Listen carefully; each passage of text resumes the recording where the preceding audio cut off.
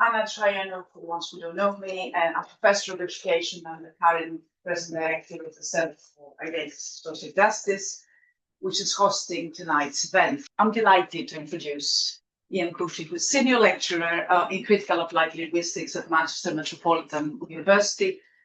As a former teacher in inner London, his work is driven by a concern for inequalities of race and class, and his research is focused on documenting and dismantling deficit thinking about language and education.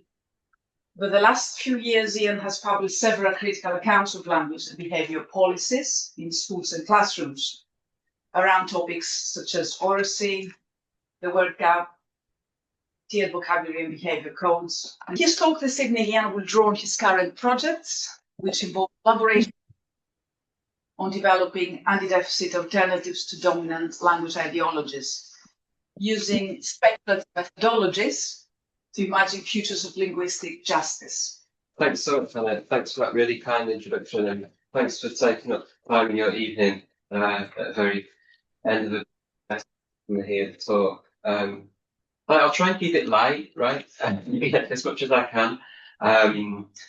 Yeah, I was just looking at the title and I was thinking, you're probably going to think that in an hour or so you're going to leave with like a really fixed idea of what linguistically just schools look like. And I'll try as possible as to give you a sense of that. But I guess I just want to stress that that work is ongoing. Like it's not an overnight thing, right? Let me just... Well, if you got the mouse, sorry, I just need to try and click back and read. Thanks so much. Yeah, and somebody just asked about the et al there on the presentation, and that's really just to highlight that the work that I'm presenting today is not just about me as an individual that's done that work, right? Like I get the privilege of coming to talk to you about it and discuss with you about it, but it's not just an individual piece of work that I really want to flag up and highlight. And it really is collaborative work that is part of a team and it's part of a collective effort when we're thinking about linguistic justice. In this case, for this project, so I think that's quite good practice anyway, right? But in this project, the et al refers to a group of amazing teachers whose work I'll try and demonstrate and try and highlight as part of the kind of linguistic justice effort works that they are doing. So the first part of the talk then we'll think a little bit about deficit thinking in schools and the kinds of like systems of deficit thinking and language ideologies that teachers are like up against, right? The kind of so-called system of deficit thinking. And then the second half of the talk is really about, well, if you've got teachers who find that system problematic, right, as many of them do, and if you've got teachers who want to try and challenge that system, or to try and find cracks in that system, then like how the hell do they actually go about doing that? Okay, so that's the kind of overall structure. So let me just try and get rid of this so you can see the headlines. So yeah, I'll start with a little bit of ethnographic field notes. A lot of my work takes place in schools doing kind of ethnographically inspired work, just to give you a little bit of a sense of the type of ideas about language that a lot of teachers are encountering in schools, and the types of ideas about language that a lot of teachers are trying to challenge and push back against. So a couple of years ago, I did some ethnographic fieldwork in Manchester, just down the road from where I live and work at the moment. And that was in Moss Side, so one of the most economically deprived parts of Manchester and indeed the UK more broadly. And as part of that work, I spent quite a long time chatting to this amazing kid, Benjamin, who was in his final year of secondary compulsory education. Black Caribbean kid, grew up in poverty, quite a kind of very, very classic type of student for that particular school. And he had this like this real kind of apathetic attitude towards education, or school specifically, not education. He expressed like very little interest or concerns about his upcoming exams that he had to take. You know, he wasn't particularly interested in school, like he wasn't particularly concerned about his exams, etc. And when I started to his teachers, like a lot of the things that his teachers said about him like really focused in and honed in on his language, and focused in on his language in terms of what he allegedly lacked, right? So the way that they described his language was all it was things like this, like it was unsuitable for school, like it was lacking in standard English, he had gaps in his vocabulary, that it was limited, etc. So like very kind of deficit framings of what he allegedly could do with his language. But when you actually chat to Benjamin, when you actually have these like one-on-one conversations with him, like you notice something actually quite different about his linguistic abilities. So outside of school, like Benjamin had this amazing linguistic dexterity, right? This amazing linguistic creativity. And that was like really central to his identity. Like language was a really core part of who he was. So in his own time, he'd been writing a TV script, for example, like he'd written a TV script about the intergenerational lives of Black families in Britain. He'd researched kind of shifting temporal styles of Black vernacular over time to like sonically represent like Black family life and Black language over generations. So he'd done all this meticulous research. He'd gone on YouTube and he was teaching himself like Jamaican Creole because he had this like deep sense of connection to his heritage that he wanted to get back to and to forge these linguistic connections with. So like put simply, he had these amazing linguistic skills, right? This is a kid who was without like truly linguistically creative, industrious, knowledgeable. He was an expert in what he could do with language, but that went unrecognised in school, right? The formal structures of school just didn't recognise or refuse to recognise what he could do with his language. And this might sound immediately like I'm being very critical of teachers, and I want to be really clear that I'm not being critical of teachers at all. Like, I'm certainly critical of a few individual teachers, right? But like I really want to get away from that idea that there are just a few kind of like rotten apple teachers out there. That's not the case, because of course what we know is that the system is the problem, right? So you can't see that text on the bottom. I tried to move it because I'm always packing my slides with text, but I'll just try and make sense of it for you. So this idea that schools are places, that are built on linguistic injustice, right? So linguistic injustice, and as a consequence of that, the kind of stigmatization of marginalized children is something that's a design feature of schools. It's not an accident, it's not a bug in the system, it's something that's hardwired into the very architecture of schools, despite what kids can do with their language. And that there are teachers out there who are trying to reimagine schooling and reimagine education for kids like Benjamin, so schools would be linguistically hospitable places rather than linguistically hostile spaces. Okay, so the vignette just gives you just a bit of a flavour of where we're going with things.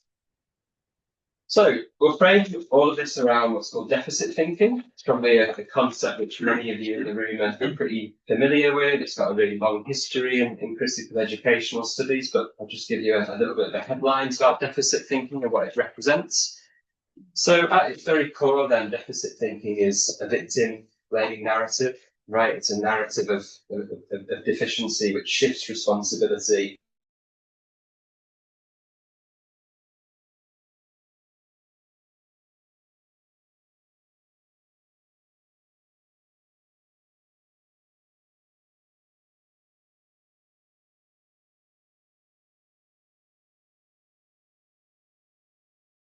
And deficit thinking always assumes that the root cause of systemic and intersectional injustices is language itself, right? These alleged linguistic deficiencies of communities and individuals within those communities, rather than the external systems of oppression which shape their lives and confront them. So deficit thinking often appears under quite kind of philanthropic, like quite benevolent guises, right? Like marginalized communities like Benjamin, for example, often get told that, well, it's in your own interests to change the way that you use language, right? Like it's on you to change your language, and that's somehow going to make you get on in life. Like, you know, that's the kind of root out of the social injustices that you experience.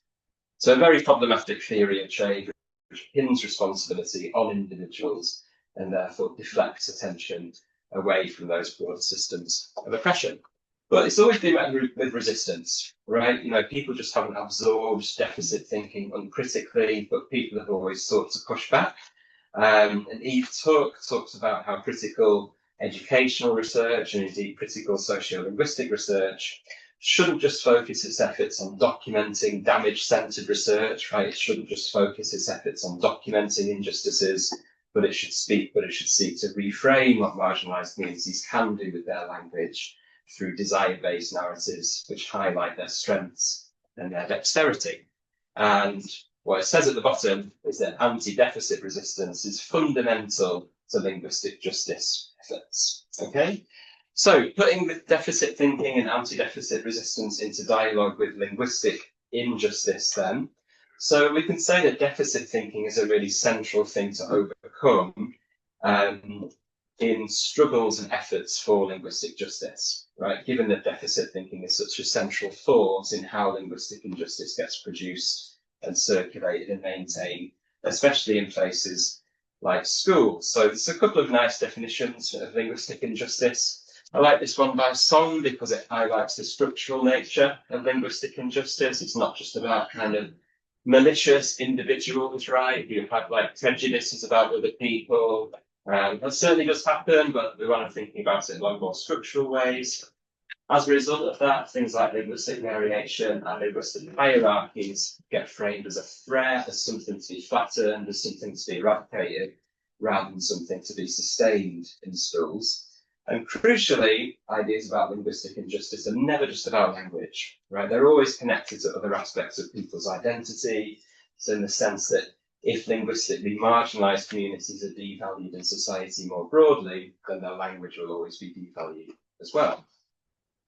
So schools are like a real site of linguistic injustice. They're not the only space where it materializes, but they're certainly like a kind of hotbed of spaces where linguistic injustice materializes.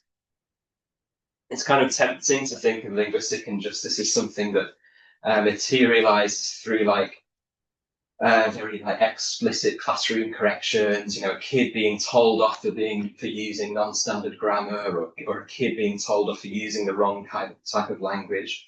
That certainly happens. That's certainly a form of linguistic injustice. But instead, we want to think about linguistic injustice as something that's a bit more structural, that's a bit more systemic, that's hardwired, that's a kind of normalized feature of curricular assessment, pedagogy, policies, etc., which are built on dominant language ideologies. So me and people like April Baker-Bell, if you don't know April Baker-Bell's work, she's an amazing Black scholar in the US, wrote a cool book a couple of years ago called Linguistic Justice. Me and people like April Baker-Bell describe linguistic justice like this. So building critical knowledge about language, right, to challenge deficit thinking, but making those connections between linguistic stigmatization and broader patterns of discrimination. Okay, so making those connections between language and racial and class and disability, etc., injustices in a way that contributes for broader systems change and broader efforts for social justice, which focus not on the modification of individuals, but focus instead on the modification of systems. So England's schools then are like particular sites. They have a particular history of how linguistic injustice has materialized over time. Me and my cool, amazing colleague Julia Snell, have conceptualized this in terms of what we've called sonic surveillance. So the idea that schools are places where both children and teachers are under different forms of surveillance in terms of all of the work that they do, but especially in how they sound, right? How they speak, how they use language, the words that they use, the accents that they use, the prosody that they teach in, these ideas that certain pedagogies are aligned with certain ways of speaking. And then, of course, language gets monitored and surveilled, along with a whole bunch of other aspects of how people move, their clothes, their hair, their behaviour, etc. So language is just one form in which teachers and kids get monitored and corrected and surveilled in schools. As part of that idea, then, we say that teachers get positioned by policy to do things which they may or may not well believe in, right? They get positioned by policy to intervene and correct alleged deficiencies, but on behalf of the state. And what we mean by that is that teachers are often under intense, very complex amounts of pressure, obviously, to reproduce narratives about language that are contained within the various different policy mechanisms that they work with. That's important because it again speaks to this idea that we're not interested in a critique of individual teachers, but we're interested in a critique of how teachers get positioned by a certain system, especially in terms of language. And of course, like, these things have a really long history, right? They have a colonial history in terms of like hierarchies of language. Of course, like hierarchies of language and linguistic variation has itself a colonial history in terms of European colonial ideas about language.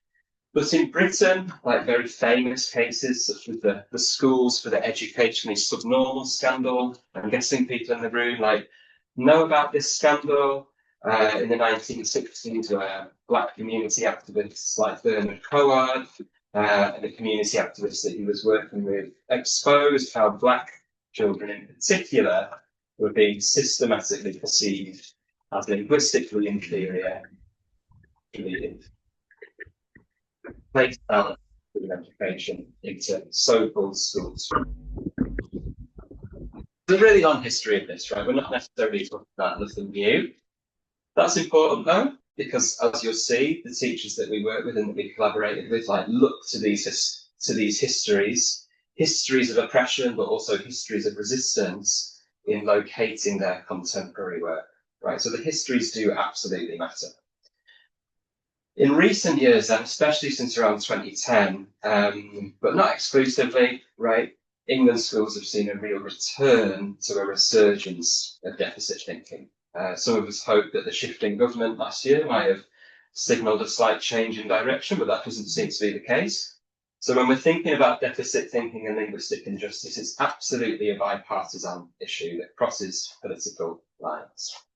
And as part of that resurgence of deficit thinking, there's been a cluster of policies and ideas and systems that have continually reframed and framed marginalised children as incapable of doing certain things with their language.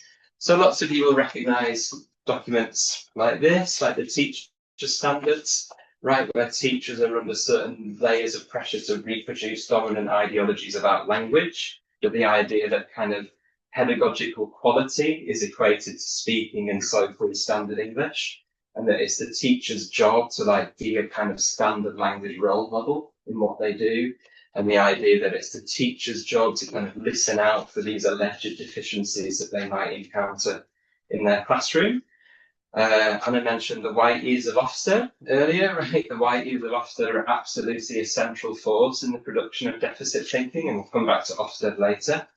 So again, like tying together, this is from an inspection report of a school in Manchester, I think. So again, we see those ideologies of linguistic deficiency that are being ideologically mapped to ideas of intellectual deficiency. Despite the two having no empirical connection, they've got a very strong ideological connection.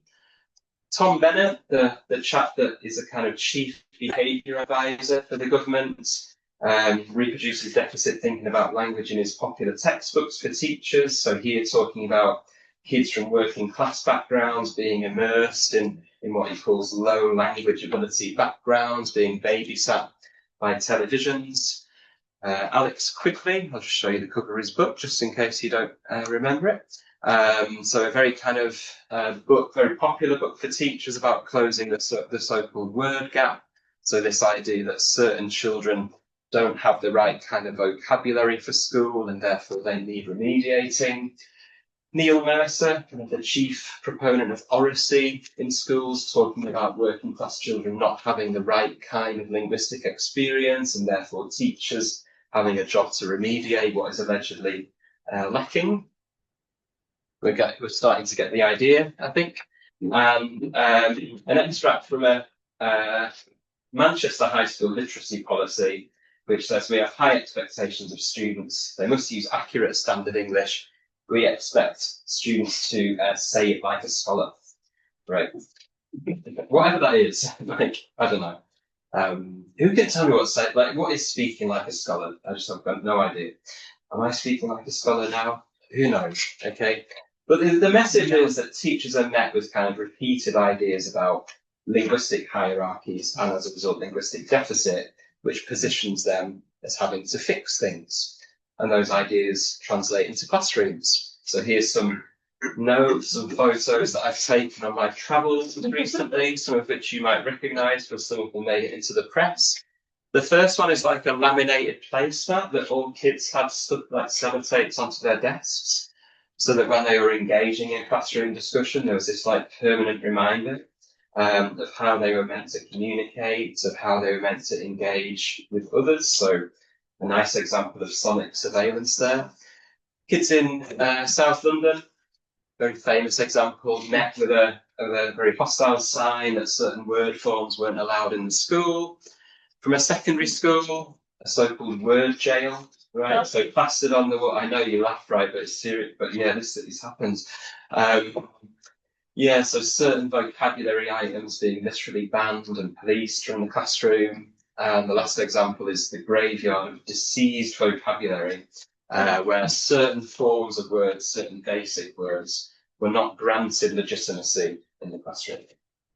So like very clear examples, but like these are very individualistic examples of linguistic injustice, right? So it does happen, but instead we want to think about it as something a little bit more structural and definitely as something that's related to struggles for social justice, okay? So if we think about how those ideas about language relate to struggles for social justice, which is important when we think about, and I'll talk later about the kind of work that teachers were doing, is that a lot of ideas about language and deficit thinking often are in dialogue with what I would call flawed theories of social justice, right? Where the root cause of social justice is assumed to be the allegedly deficient language that kids are using rather than the systems of oppression that they're navigating in their daily lives, okay? So deficit thinking about language often gets deployed under those terms, right, which relies on that theory of change, that theory of social justice, which says, well, the reason that you struggle in school is because you can't use language properly. Therefore, the reason that the route out to escape your social injustice is to change what you do with your language. So a very dominant theory of change, but I'd argue a very, very flawed one. So yeah, we see it again in textbooks like this, right? So I showed you a picture of that earlier. Classic example here of that theory of change. So Alex really says, oh, there's thousands of small solutions to the damaging inequalities in our society, and they can be found in the dictionary. They're words, right? Like, I really like dictionaries. Like, I really like words, okay? But I'm afraid that words are not the solution to social injustices. But that is the logic that's on display here. So Jonathan Rosa, an amazing linguistic anthropologist, says what this does, it just interprets systemic inequality as a linguistic problem that requires linguistic solutions, rather than what it actually is, which is a socio-political problem which requires socio-political solutions. Okay, so hopefully you get the sense of where we're heading with this, is that struggles for linguistic injustice are definitely not about the remediation of individual language practices, but struggles for linguistic justice are always about the transformation of unjust systems. So resisting deficit thinking under those logics then pushes us to think about relying on radical theories of change, which are transformative, rather than the transformation of marginalized individuals within those unjust systems. Okay, so I'll speed up a little bit. So as part of this work then, some of the work that teachers were doing that I'll get to in a moment, is that they were trying to undo deficit thinking and they were trying to undo dominant language ideologies. So language ideologies are just those kind of deeply held beliefs about language that circulate in society. Okay, the idea that there is a proper way to speak, there is a correct grammar, there is a standard English, there is an academic language. Those things are not empirically observable categories, right? But they are ideologies. And often those ideologies produce linguistic hierarchies. They produce these imagined signs of pedagogical and intellectual deficiency. So some of the work that I've done with pre-service teachers, for example, has looked at how pre-service teachers get framed by their mentors and indeed their university tutors as like being pedagogically inferior because of this alleged inability to produce standard spoken English. Whereas for the white pre-service teachers in that study, when they used non-standard English and kind of local vernaculars, that wasn't heard as a sign of pedagogical inferiority, but it was heard as a sign of like coolness and relatability and indeed pedagogical quality. So there's always double standards at work when we think about language ideologies, especially what's called ratio-linguistic ideologies. So ratio-linguistic ideologies are something that people like Benjamin was experiencing, right? So when somebody's natural linguistic abilities get framed as deficient, even when they actually surpass or match the linguistic practices that are produced by more privileged, often white people, okay? So ratio-linguistic perspective then, we're starting to think about, well, how do you begin to resist these things, okay? How do you begin to push back? A ratio-linguistic perspective then is really like an analytical shift. Right, so it's a kind of way of thinking about language ideologies, and it's a way of thinking about how we might contest and challenge linguistic hierarchies that are often taken for granted things, that are often taken to be these kind of commonly held, deeply held beliefs. So at the core of a ratio-linguistic perspective then is this very crucial shift that we stop saying that the speaker or the producer of language is the problem, right, as is so the case in deficit thinking, and we say, no, the perceiver, right, the listener is the problem, okay, so it redirects our attention away from where the problem is. So, as part of this perspective then, categories like standard English and proper speech and etc. are not these objective descriptions, but they're ideological tools that are used to uphold and maintain social inequalities. So ratio-linguistic perspective then rejects theories of change like we've just talked about, rejects those theories of change that, oh, well, all marginalised people have to do to undo their own oppression is just to change the way that they speak. And it says, no, it's not about that. And instead it pushes for the abolition and indeed the redesign of entire systems. So that's the theory of social justice that a ratio-linguistic perspective takes. Okay, so moving towards the kind of second half of this, which is really, well, how do we imagine futures of linguistic justice in the face of all of the things that I've just talked about, right? So I hope it's become clear that schools, especially in England, are like spaces where dominant language ideologies persist, that they're stubborn, they're very durable, they're very pervasive, they're incredibly difficult to challenge. So how might people like me, like linguists and sociologists, etc., how might they contribute to actually real long-standing efforts to dismantle deficit thinking, okay, and kind of build new systems instead of what are inherently unjust ones? So the types of questions that we asked with teachers that we worked with then are this, right? Where are those cracks in the system? Okay, so a nice kind of metaphor for system change that comes from a cool scholar, very unknown scholar, Lillian Weber, who was doing nice work in early years settings in New York in the 70s. She was doing very similar work with teachers, right, where teachers were met with a very oppressive system, but teachers were trying to find these little spaces for resistance, because there always are those spaces for resistance, but sometimes they can be difficult to locate, and sometimes they can be difficult to widen. And the big question really is, well, in imagining futures of linguistic justice, well, what conditions need to be in place, right? What structural conditions in schools need to be in place for linguistic justice to be realised? So in something that I wrote with a teacher and a consultant, Dan, that I'll draw on a little bit now, we tried to answer some of these questions, okay? Or at least we tried to answer some of these provocations. These were the kind of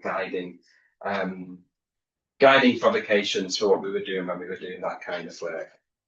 So we started off, this is a quote from the article that says, the type of thing that I've been saying about linguistic stigmatization.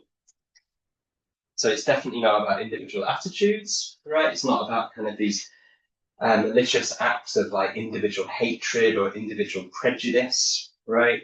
But it's something that's more structural, and it's something that's underpinned by language ideologies which hierarchically organise language varieties, and that says the communities that are associated with them.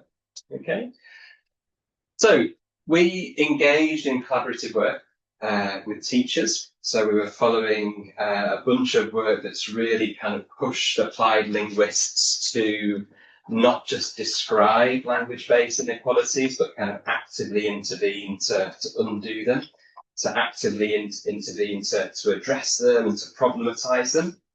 And as is the case with a long history of educational research, of course, the most effective means of doing that are through collaborations with practitioners, through collaborations with people working in schools. So since around 2021, and this is a group that's still quite active, we've put together what we call a Critical Language Awareness Collective, or CLAW, we call it. And that's around a group of 50 teachers who meet quite regularly, mostly online, mostly after school, like in teachers' own time, right? So teachers like giving up their time to do this. Some of the time that we've had has been funded, which has enabled teachers to come out of school. But really, we've done it on a shoestring, the kind of work that we're talking about here. And we come together to meet and chat about critical issues around language and power and education, to share kind of pedagogical strategies and the development of local language policies. That's motivated by this collective desire to not just redocument harms, but to dismantle the injustices that teachers were seeing in their schools and wider society.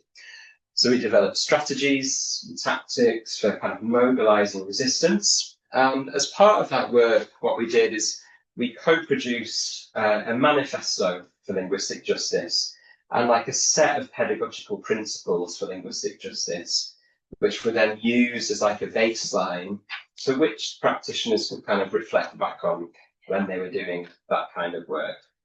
So as part of that work, what we did then as researchers, we did some in-depth case studies, ethnographically orientated work of what teachers were doing in their classrooms, and indeed the institutional shifts that were happening, and like co-design this kind of blueprint, right? This like framework for how we might design linguistically just schools.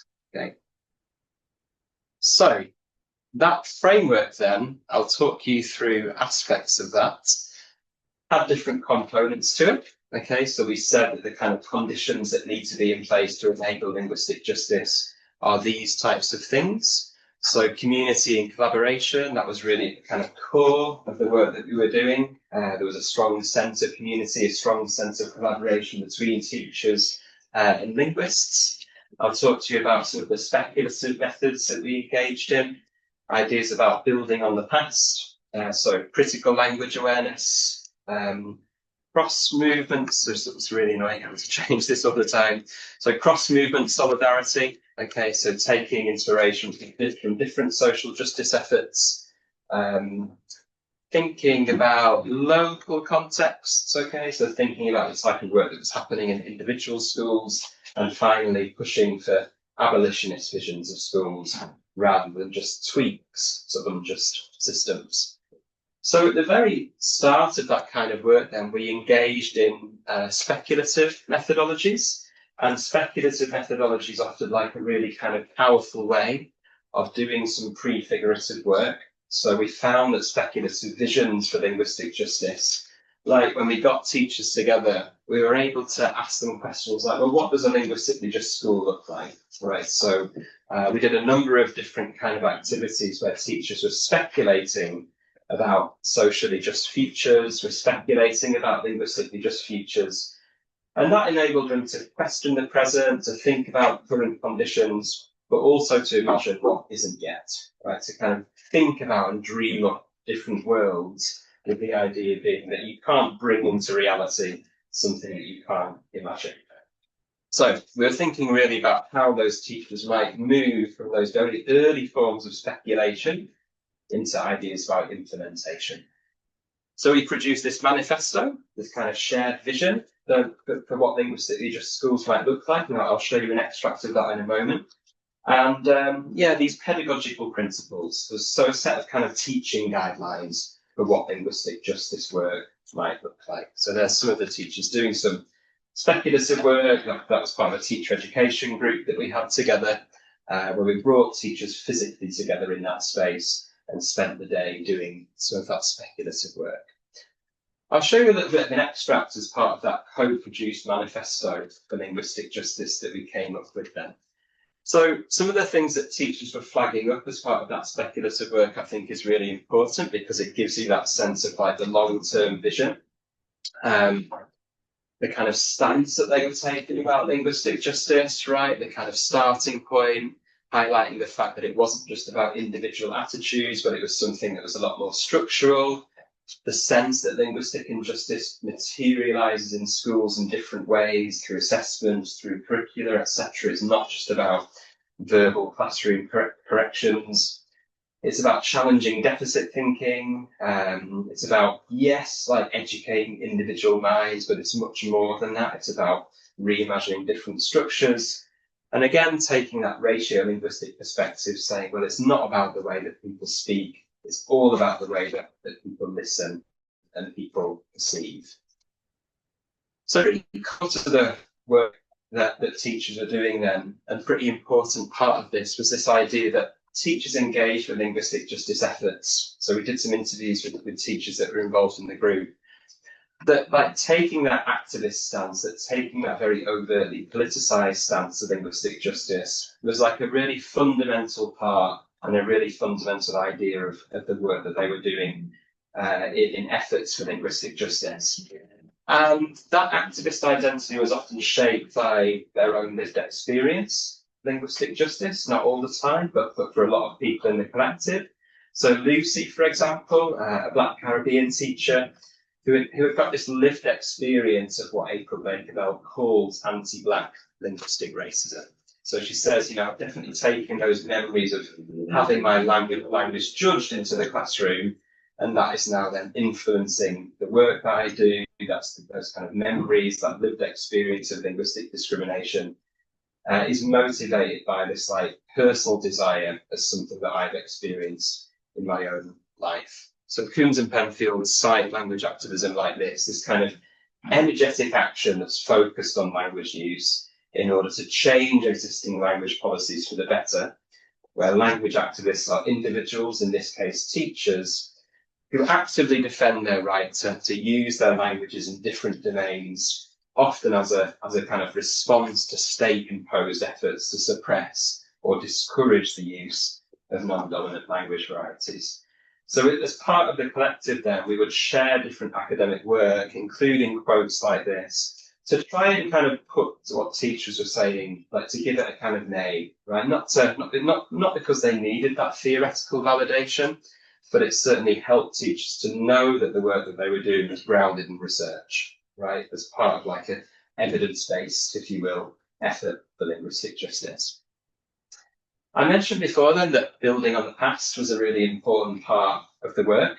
That was something that really became clear, that teachers really took kind of solace and inspiration in this fact that the work that they were doing was part of a really long history. It was part of this kind of long genealogy of language activism. So they were inspired by the work by people like Bernard Coard, who I mentioned earlier, Marina Foster over at the Institute of Education, Chris Searle, of course, who was located here in East London back in the 80s.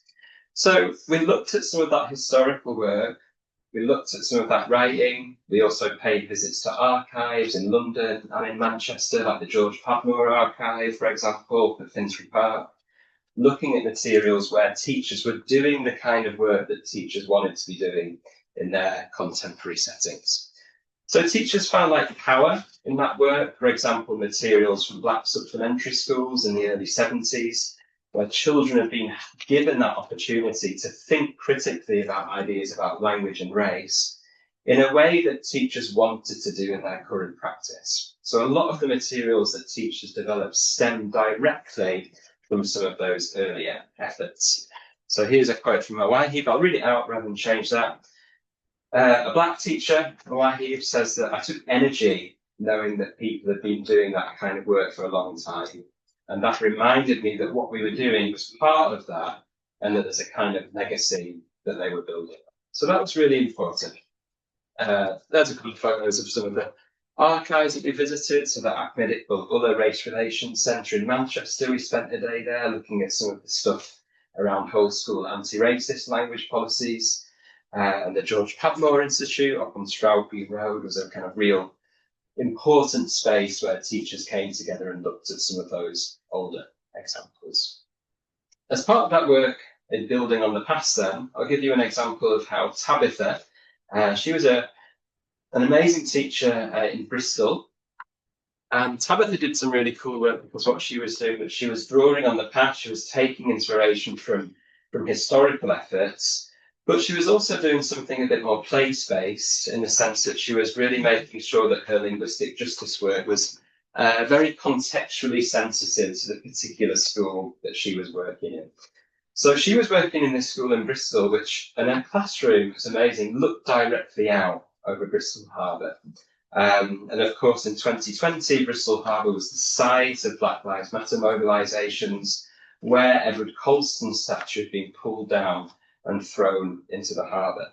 So Tabitha felt that like she couldn't just ignore this, right? You know, like the politics of that and the anti-racism resistance and the anti-colonial efforts that she saw literally outside of her classroom door was something that she wanted to bring in to the classroom.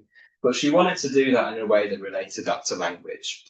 So she, with the help of other teachers in the collective, designed a new unit on language and injustice. So this was for like Key Stage 3 English students, so for 11 to 14-year-old kids, where the focus on the unit was exploring the links between literacy, language, anti-Blackness, and crucially, Bristol's role in the slave trade.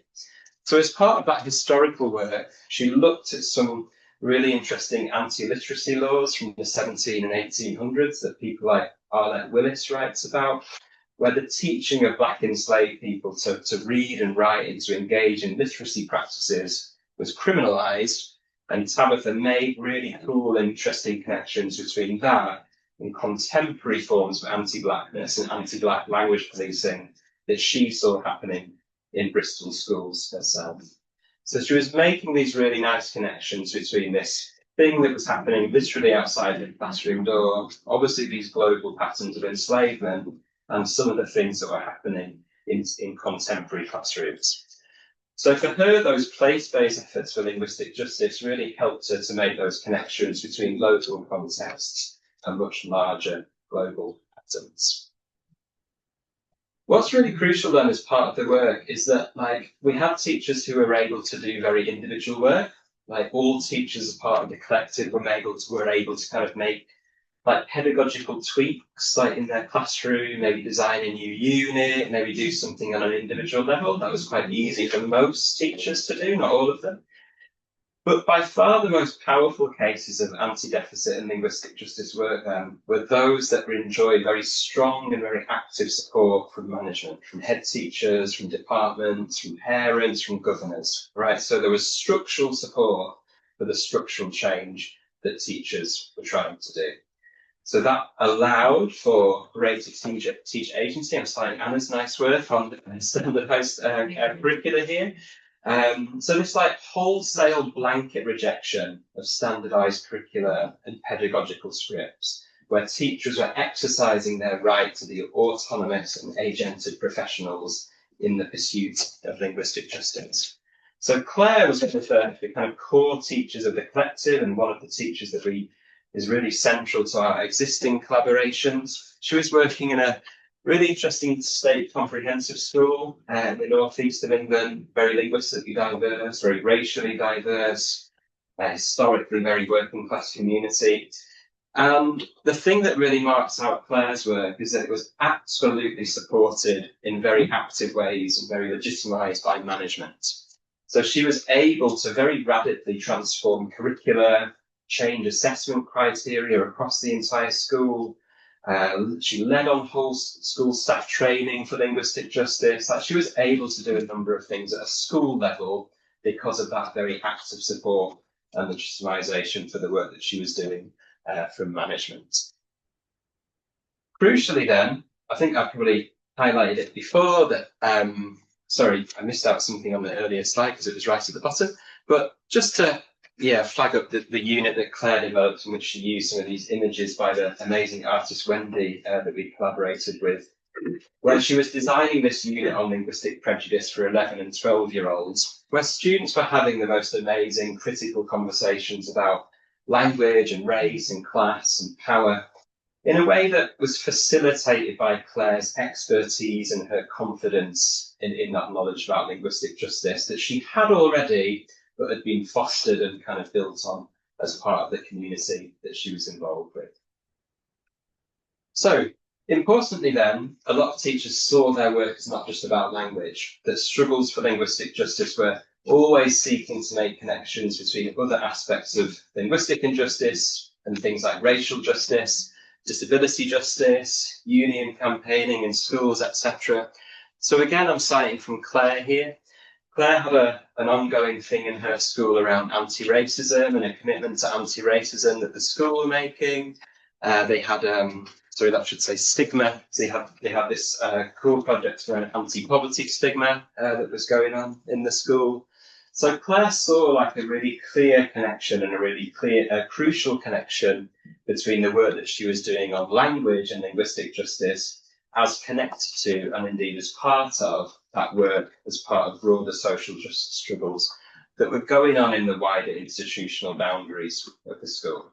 So the most efficient kind of linguistic justice efforts then were those that happened at institutional level, right? I'm not like saying that the more individual efforts weren't valuable or important, of course they were, but the most powerful ones were happening at an institutional level.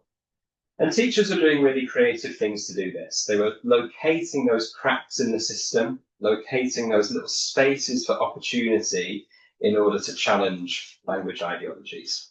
So some teachers, for example, so Anthony's a teacher who's in the project, and we published together as part of the work that he was doing in the school. Anthony decided to use literary text, so kind of literary fiction, as like a way in to exploring language ideologies in schools. So Anthony built a whole unit around this. If you've not read this book, it's really cool. It's like a young adult fiction book by Kelly Yang, a Chinese writer. And has anyone read Front Desk? I saw it, wasn't it? Yeah, but central to Front Desk is this character Mia, and Mia's kind of like a recent immigrant to the US, and as part of her new school, some of the deep things that she experiences is anti-Asian racism, anti-immigrant racism, and crucially linguistic discrimination.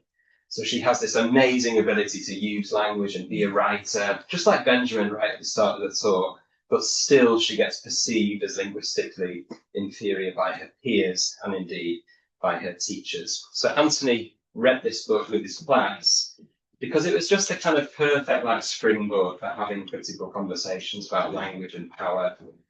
Anti-Asian racism, especially important because it was just after COVID, right? There was especially a lot of anti-Asian racism in circulation.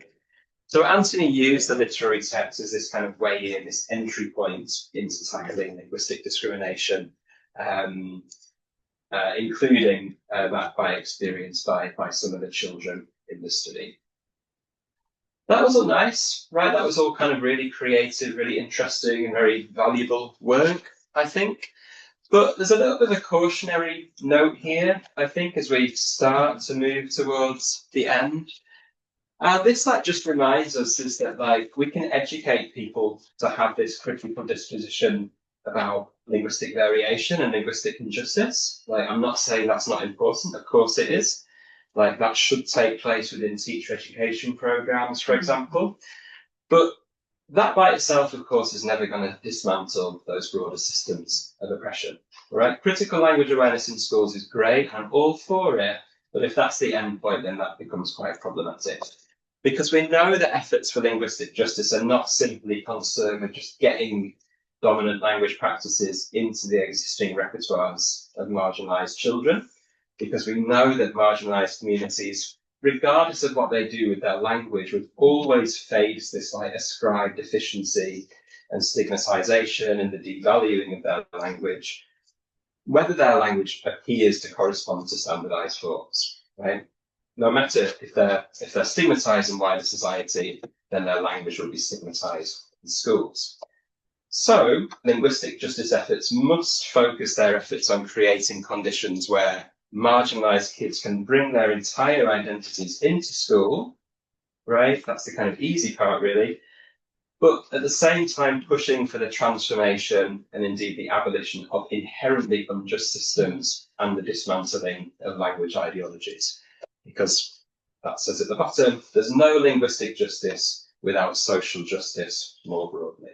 Okay, so put simply, I'll just read the bit in the red here because I think this gives you the kind of key message, is that if we focus on language alone as part of linguistic justice efforts, that's always going to be insufficient because it doesn't address the root cause of marginalisation of linguistically minoritized communities, given that minoritized languages would always be devalued in school, as long as those speakers are devalued in society more broadly.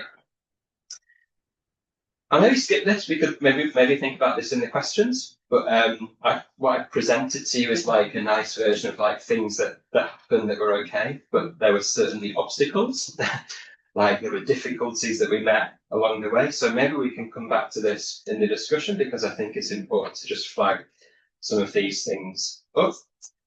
And just moving towards a conclusion then. Okay, just a couple of minutes. So we know that linguistic justice is not about individual prejudices, okay? And so if we focus our efforts for linguistic justice on just the education of individual minds, then it's always going to leave those bigger systems of injustice unaddressed and intact. It's certainly not a teacher's job to address those systems, okay? And I'm not suggesting for a second that it is. But what I will suggest is that unjust systems are by no means broken. They're just working as they are designed. And so no tweaks or reforms or ever. Sorry, I was clicking on here, but noticing that you didn't have the screen on here. My mistake, sorry. Yeah, the unjust systems are not broken, but they're working as they're designed, right? So no amount of reform or tweaking are ever going to fix those systems. So Arati Triprikash's book, Learning Whiteness, again, if you haven't read that, most amazing book about how systemic injustice is kind of hardwired into education systems. Arati concludes the book by saying, well, tinkering at the edges, making piecemeal interventions or locating blame or responsibility within individuals is never going to be sufficient. Okay? Instead, what we need is transformational change and abolitionist change.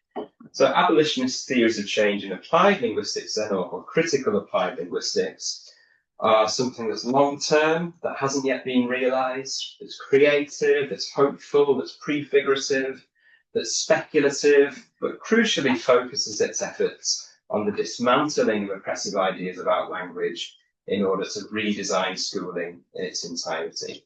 And I think that some of that abolitionist work is already taking place. So cool abolitionist organisations and activist organisations like Class 13 just released a really cool anti-deficit framework for schools. Organisations like No More Exclusions are engaging in abolitionist work and showing us that this kind of work is possible.